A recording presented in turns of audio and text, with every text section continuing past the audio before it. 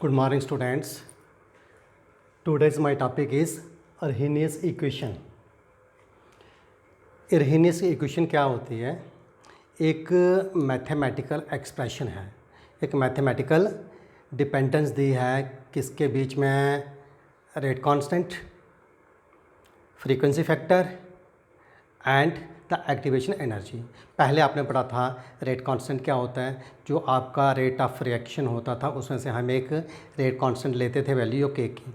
तो जहाँ पर एक इक्वेशन दी गई है वो क्या इक्वेशन है? Dependence of rate constant on the activation energy in described as a mathematical expression in the form of an equation that is said to be the Arrhenius equation. चलिए मैं इसको स्टार्ट करता हूँ. Arrhenius equation ये आपको paper में कभी आते हैं 2 नंबर में, कभी 1 नंबर में ऐसे डाल देते हैं और एंट्रेंस में इसके ऊपर न्यूमेरिकल भी आते हैं. तो चलिए मैं स्टार्ट करता हूँ. ये बहुत बार डालते भी हैं पेपर में. तो ये आ रही आपकी Arrhenius equation के लिए ये एक रिलेशन आ रहा है पहले, फिर हम इसको आगे ड्राइव करेंगे. तो ये है dependence of the rate constant on the activation energy. Activation energy भी लिखो. The dependence of rate constant on the activation energy. मैं जहाँ लिख देता हूँ activation energy. Described as a mathematical expression. एक मैथमेटिकल एक्सप्रेशन डिस्क्राइब किया गया है in the form of an equation is called Arrhenius equation. जहाँ दिया गया है कि rate constant is equal to a frequency factor exponential की power negative of activation energy oblique divided by R means gas constant and T is the temperature in Kelvin. चलिए जहाँ हम लिख देते हैं कि ये आपका क्या क्या है. जैसे आपका आ रहा है कि क्या है? Rate constant. ए अभी जो हमने लिखा ए क्या है? Frequency factor. आर इसको हम Arrhenius कांस्टेंट भी बोलते हैं. Arrhenius constant.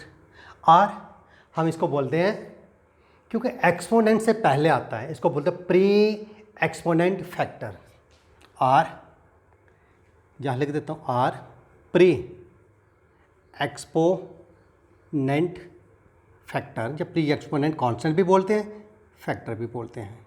ये जो ए होता है ये फ्रीक्वेंसी फैक्टर होता है जो डिपेंड करता है आपकी कोलिजन फ्रीक्वेंसी के ऊपर.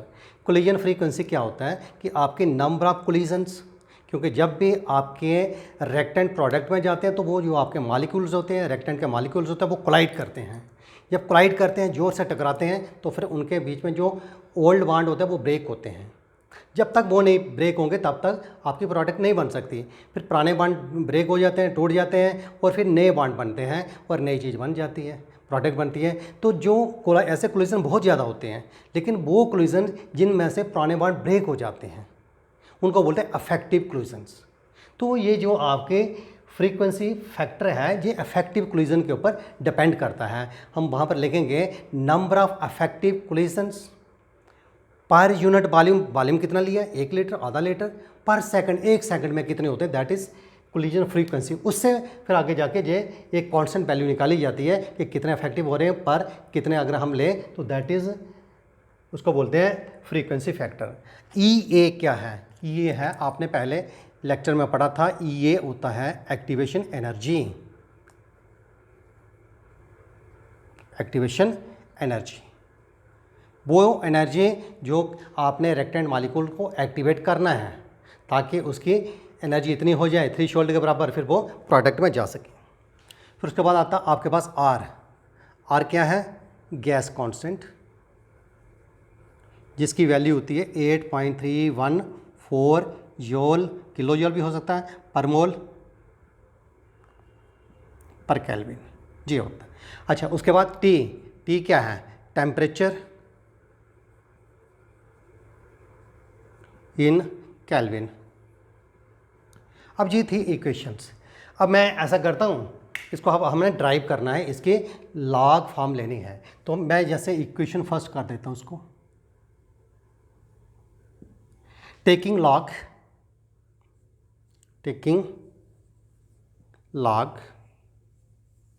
of the above equation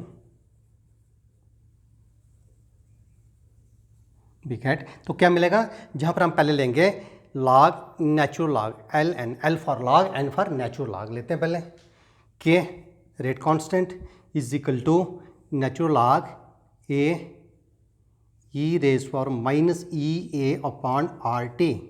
जैसे ये आया आपका natural log K is equal to, तो हम यहाँ पर क्या करेंगे, ये प्रोडक्ट है ए इंटू ई, तो इसको हम जब भी log a इंटू बी होता है, log a plus log b होता है, तो जहाँ पर मेरे पास आ जाएगा नेचुरल log a प्लस, लेकिन होगा क्या, ये हो जाएगा, ये देखिए जैसे आपके पास है log e raise for minus a upon R T, जैसे हम इसको प्लस लिखते हैं, मान लो जहाँ पर हो क्या आ जाएगा, ये जो वैल्यू होती है, जैसे आपके पास होता है log m rest power n, तो ये हो जाता है n log m हो जाता है। तो इस तरह से ये जो नेचुरल लॉग है, ये आपका पहले आ जाएगा minus E A upon R T, natural log E exponent, जो नेचुरल लॉग ई होता है वो होता है 1, इसलिए हम डायरेक्ट लिख सकते थे सीधा माइनस, तो ये प्लस और माइनस हो जाता है minus E A upon R T, natural log E वो 1 हो जाएगा, तो ये आ जाएगा हमारे पास। अब हम क्या करते हैं, इस तरफ ले लेते हैं, चलिए जैसे मैं इस तरफ ले लेता हूँ,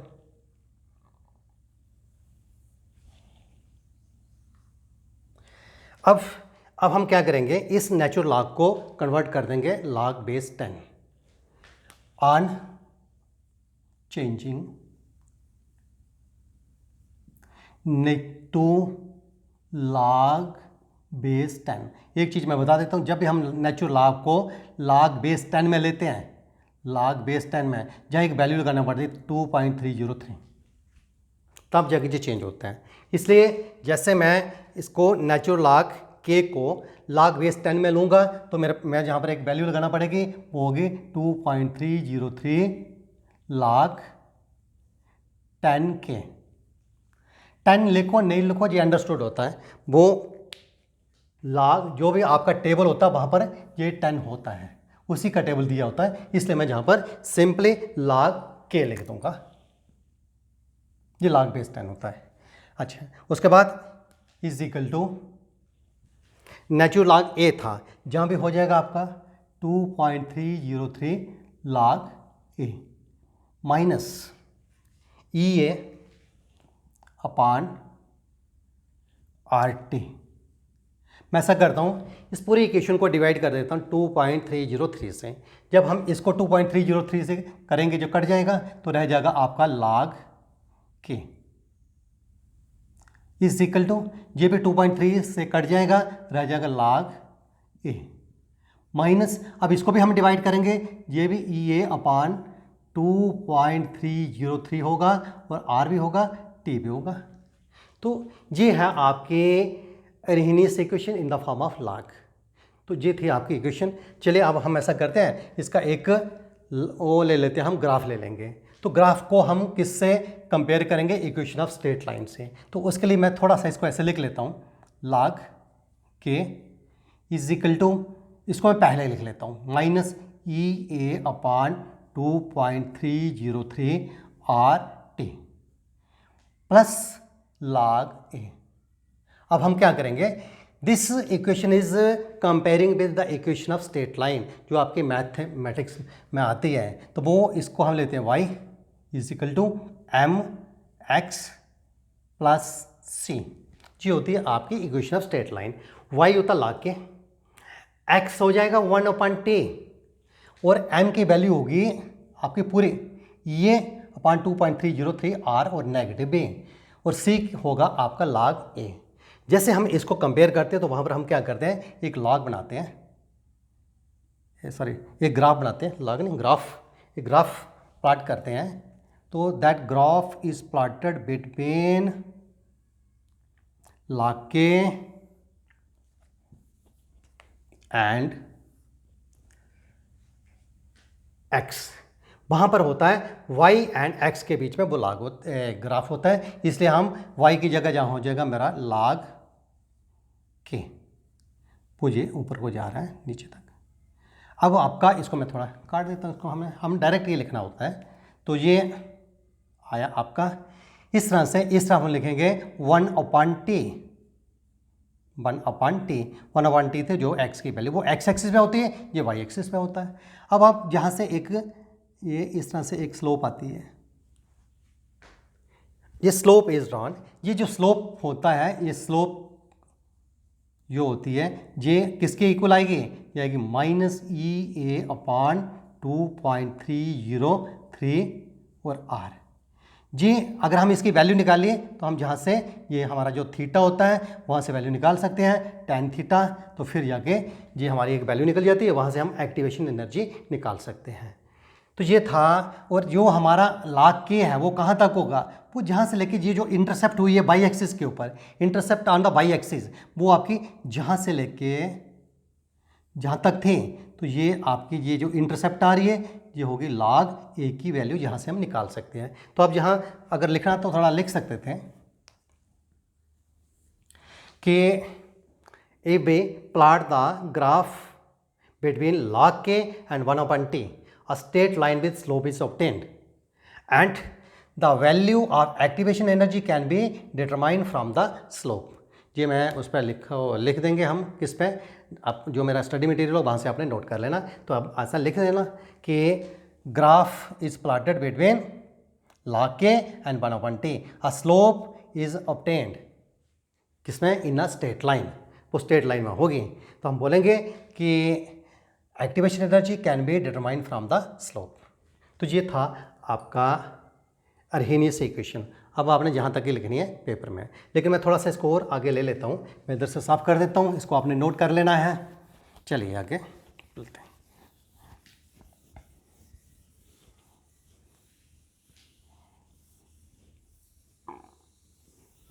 अब हम ऐसा करते हैं, ये जो आपने ली थी ये अर्हेनियस इक्वेशन, इसी को मैं ले लेता हूँ। तो ये थी आपकी log k is equal to log a minus EA/2.303 और RT। मैं अब लेता हूँ दो डिफरेंट वैल्यू लेता हूँ डिफरेंट टेम्परेचर के ऊपर। Consider the two rate constant, consider the two rate constant, that is K1 and K2 at different temperature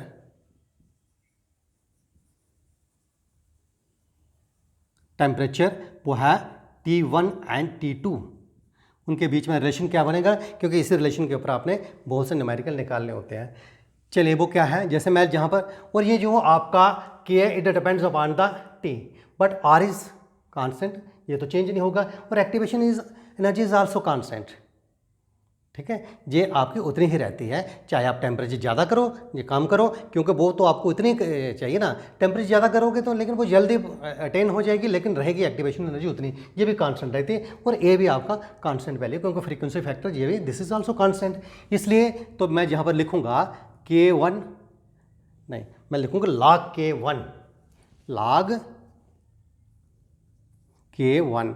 ये K1 क्या है, रेट कांस्टेंट, फर्स्ट जो रेट कांस्टेंट आ रहा है, पहला rate constant is equal to log A, ये तो वही रहेगी, माइनस EA भी सेम रहेगी, अपॉन 2.303 भी same constant value, R constant है, लेकिन टेम्परेचर कौन सा होगा, यहाँ T1 एंड log K2 ये हो जाएगा log A minus EA upon 2.303 RT2। अब ये दो डिफरेंट आ गए, मैं इसको साफ कर देता हूँ।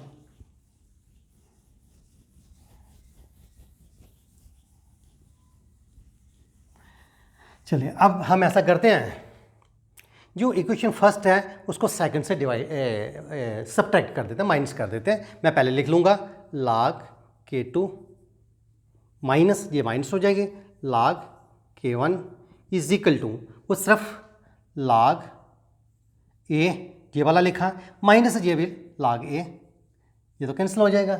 अगर आप चाहते जहीं कैंसिल कर सकते थे, लिखने की ज़रूरत नहीं थी, क्योंकि ये पहले हमने लिखा log k2 में से log k1, log a से log a निकाल दिया, कैंसिल हो गया।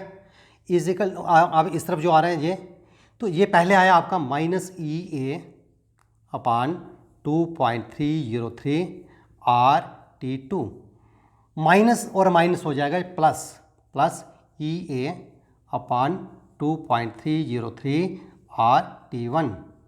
अब हम, आपको पता है कि log a minus log b होता है log a अपान b, ऐसे log k2 माइनस k1 होता है log k2 upon log k1 is equal to, इस तरफ दोनों में कॉमन है, ये भी है 2.303 भी है और r भी है, तो मैं सारा ले लेता हूँ ई ए अपान 2.303 r कॉमन, आपका ब्रैकेट में रह जाएगा -1 अपान T2, तो ये +1 अपान T, इसको मैं प्लस वाले को पहले लिख लेता हूँ, 1 अपान T1 माइनस 1 अपान T2, या हम इसको ऐसे लिख लेते हैं लास्ट में log, इस तरफ लिख देता हूँ मैं, तो ये इक्वेशन बन जाएगी log k2 upon log k2 upon log k1 is equal to, इस तरफ ई ए अपान 2.303 r, ब्रैकेट के अंदर हो जाएगा ये T2 ऊपर चला जाएगा माइनस T1, क्योंकि इसको हम ले लेंगे तो नीचे आएगा T1 इंटू T2, ऊपर चला जाएगा T2 माइनस T1। इस तरह से अगर आपको किसी न्यूमेरिकल में बुद्धि होंगे, डिफरेंट टेम्परेचर होंगे, एक कांस्टेंट दी हो तो आप वहाँ से निकाल सकते हो। अगर ये T1 T2 की वैल्यू दी है, log K1 K2 की दी है, तो आप ये की वैल्यू निकाल सकते हो। तो ये था आपका एक रिलेशनशिप आ गया किसके बीच में, rate constant, different rate constant at different temperature के ऊपर विद एक्टिवेशन एनर्जी के साथ। तो ये थी आपकी अर्हीनियस इक्वेशन। तो अब आगे मैं ले लेता हूँ कुछ एक आधा न्यूमेरिकल्स। चलिए मैं इसको साफ़ कर देता हूँ।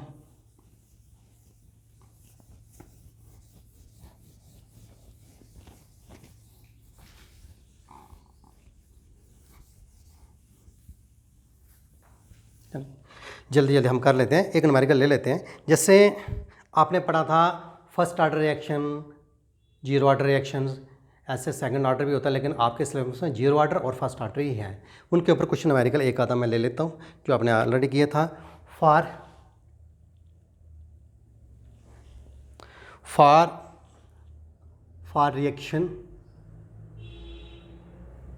रिएक्शन क्या है आपकी, 2N2O5 से बन रहा है आपका 4NO2 प्लस O2। जी आपकी एक रिएक्शन दी गई है, ये बैलेंस्ड ही है, 844, हाँ ये बैलेंस्ड ये थे। ये आपको एक रिएक्शन दी है, द रेट कांस्टेंट,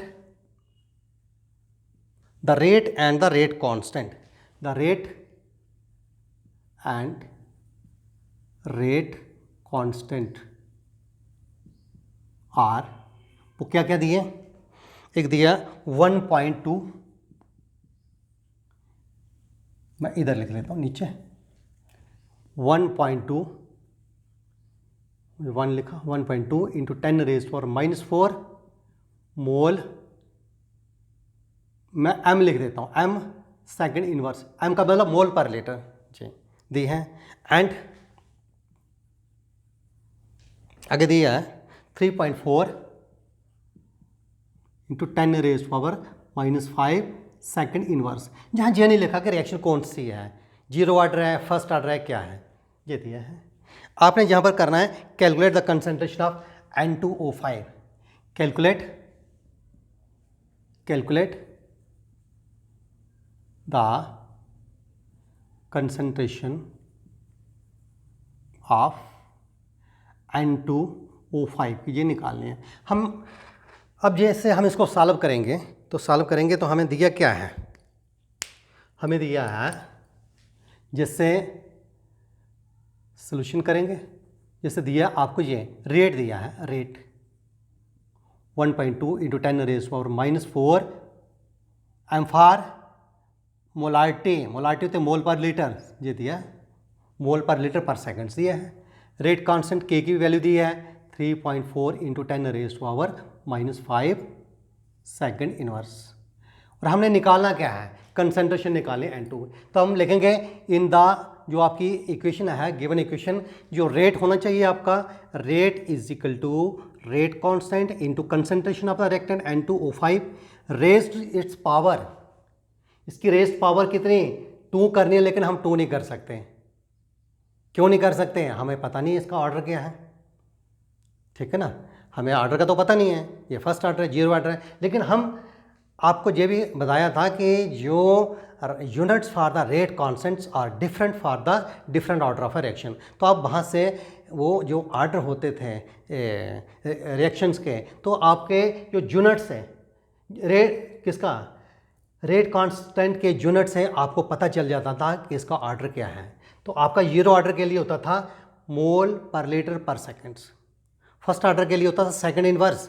तो यहाँ पर क्या है, सेकंड इनवर्स है, इसलिए आपको यहाँ से पता चल जाना चाहिए कि this is a first order reaction. तो मैं जहाँ पर इसकी वैल्यू कर दूँगा 1, क्यों, क्योंकि for first order reaction, since this reaction is of first order. जहाँ मैं लिखा, जहाँ ही लिख सकता हूँ था 3.4 × 10⁻⁵ सेकंड इनवर्स, जहाँ मैं लिख सकता था ये फर्स्ट ऑर्डर है, फर्स्ट ऑर्डर रिएक्शन, लिखो ना फर्स्ट ऑर्डर।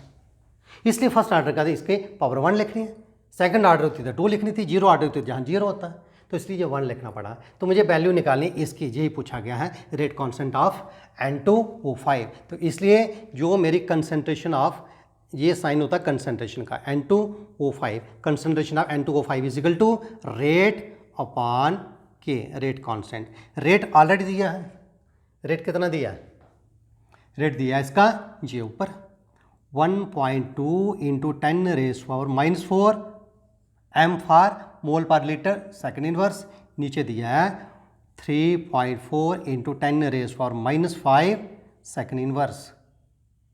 तो ये सेकंड इनवर्स ये कट गया, तो रह गया एम मोल पर लीटर, कंसंट्रेशन का यूनिट ही मोल पर लीटर होता है, एम होता है। तो अब आप इसको सॉल्व करना है, इसको अगर आप सॉल्व करते हो तो ये आ जाएगा आपका 3.4 को 1.2 से डिवाइड कर दे हो तो ये देख लो, तो ये बन जाएगा 12 को डिवाइड किया 34 से, पॉइंट लगाया 0, तो इसको अगर मैं लिखता हूँ 3 4 ज़्यादा हो जाएगा 3 से, 3 4 का 12, 3 3 का 9 और 1 10, तो ये आया आपका 8 1 0।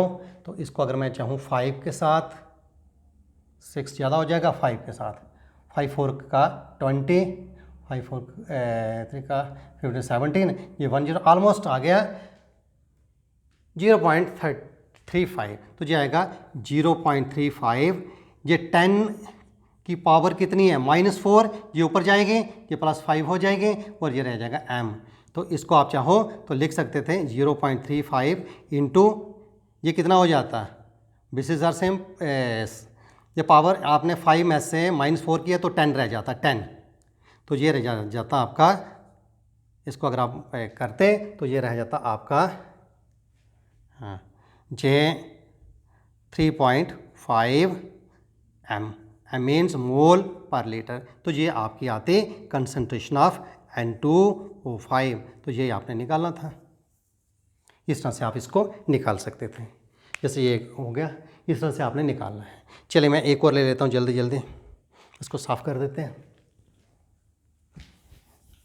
इसको आपने पास करके नोट कर लेना।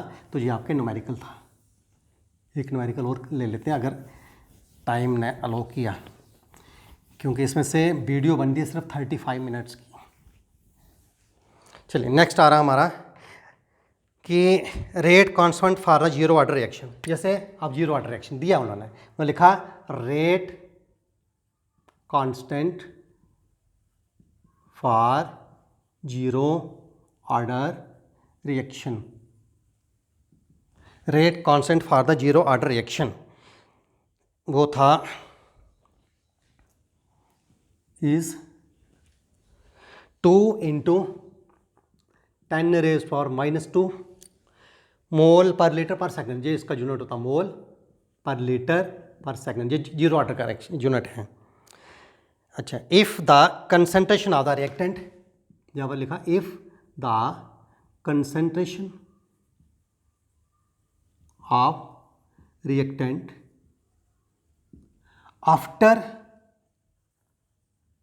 टाइम 25 सेकेंड्स, 25 सेकेंड्स के बाद वो रह जाती है इज 0.5 m, m होता मोल पर litre. What is its initial concentration? But is its initial concentration, ये था। तो आपको ये पता होना चाहिए जब हम इसको सॉल्व करेंगे। आपको पता है जीरो ऑर्डर रिएक्शन के लिए आपका जो रिलेशन आया था उस रिलेशन को याद रखना आपने, वो होता था, मैं यहाँ पर लिख देता हूँ, for zero order reaction, for zero order reaction, zero order ही कर देता हूँ, फॉर जीरो ऑर्डर, वो रिलेशन क्या होता था, rate constant into temperature, KT is equal to initial concentration minus concentration after time T। This is, इसमें not नहीं लगाया था, ये इनिशियल कंसंट्रेशन है, नाट लगा के ये कंसंट्रेशन आफ्टर टाइम T, कुछ समय के बाद कितनी रह जाती है, लेकिन कितनी 25 सेकंड्स के बाद क्या निकल जाएगी, ये है। तो अब हमने निकालना क्या है, जहाँ पर इसकी वैल्यू, किसकी, इनिशियल कंसंट्रेशन पूछी गई है, तो आपका इनिशियल कंसंट्रेशन हो जाएगी KT, तो ये इधर जाएगा प्लस ये, आपके पास रेट कांस्टेंट दिया हुआ है, उन्होंने लिखा है कि rate constant for the zero order reaction ये दी है, के की वैल्यू दी है 2 इंटू 10⁻⁻² मोल पर लीटर पर सेकंड्स इंटू टी कितना है 25 सेकंड्स, तो मैंने यहाँ पर लिख दिया 25 सेकंड्स, ये आई KT की वैल्यू, प्लस ए वो दी है, ए की क्या है, उसने लिखा है if the concentration of the reactant after time T, तो ये दी हुई है, वो क्या है 0.5, ये दी है, तो ये आपको दी भी है ऑलरेडी, ये है आपकी 0.5, तो मैं ऐसे कर देता हूँ 0.5 मोल लीटर इनवर्स। ये देखिए, ये सेकंड इनवर्स और ये सेकंड ये कट जाएगा, क्योंकि bases are same, powers are order है, -1 प्लस इसका 1 कट गया। अब ये इसको आप मल्टीप्लाई कर दो, तो ये होगा 50 इंटू 10⁻⁻², 10⁻⁻² का मतलब होता है 1/100, यही होता ना नीचे, तो ये कट जाएगा, तो प्लस 0.5, ये भी मोल पर लीटर, वो भी मोल पर लीटर है, अगर आप चाहो इधर लिख लो पहले, ये रह जाएगा मोल पर लीटर प्लस 0.5 मोल पर लीटर।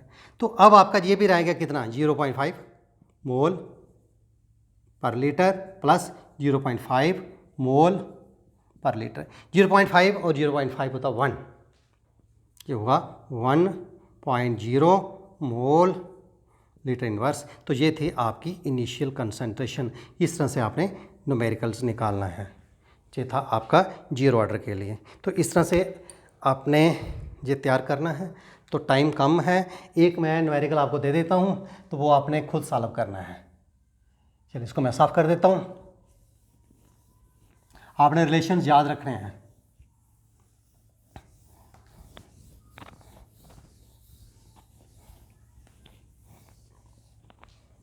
क्या है, जैसे दिया है कि for first order reaction,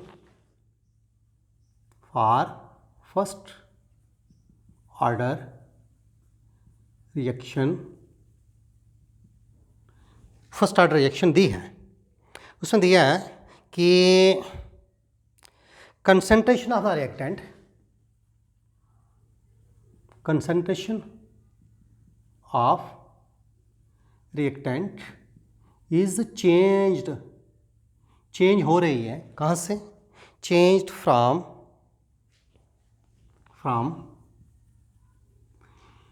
0.2 m, m means mole per liter, to 0.002 m in 20 seconds. इसमें आपने निकालना है calculate its half life period, calculate its half life period, half life period निकालना है। तो हाफ लाइफ पीरियड निकालने के लिए आपको क्या करना पड़ेगा? आपको हाफ लाइफ पीरियड के लिए T1/2 होता है 0.693 अपॉन के, मीन्स आपको के की वैल्यू चाहिए, के तो है नहीं आपके पास, के ही आपने पहले निकालना है।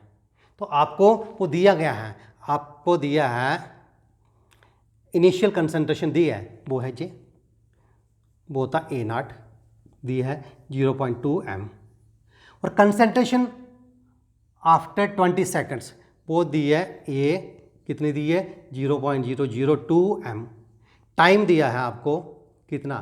20 सेकेंड्स। अब आपने यहाँ पर पहले रेट कांस्टेंट निकालना है, तो आपको पता होना चाहिए for first order reaction, for first order reaction वो क्या था?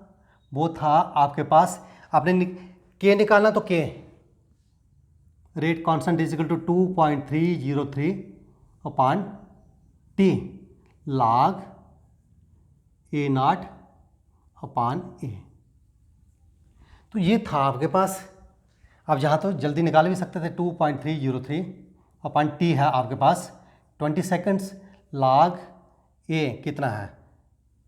0.2 अपॉन 0.2002, तो ये आपका बन जाता है 2.303 अपॉन 20 लॉग, तो इसको आप सॉल्व कर सकते थे, लॉग 0.2 अपॉन 0.002 करो तो ये बनता लॉग 100, तो लॉग 100 होता है लॉग 10⁻², तो ये आपका 2 इधर आ जाता, 2 इंटू लॉग 10 तो होता 1, तो इसलिए आपकी ये वैल्यू बनती इंटू 2, तो इसको आप काट सकते थे 10 के साथ, ये सारा बनता 2, और आपका ये रह जाता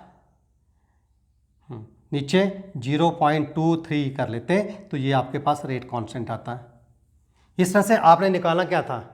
T1/2, तो T1/2 होता इज इक्वल टू ये वैल्यू 0.693 अपॉन 0.23, इसको अगर आप सॉल्व करो तो आपका हाफ लाइफ पीरियड आ जाएगा। इस तरह से आपने इसको कर लेना है।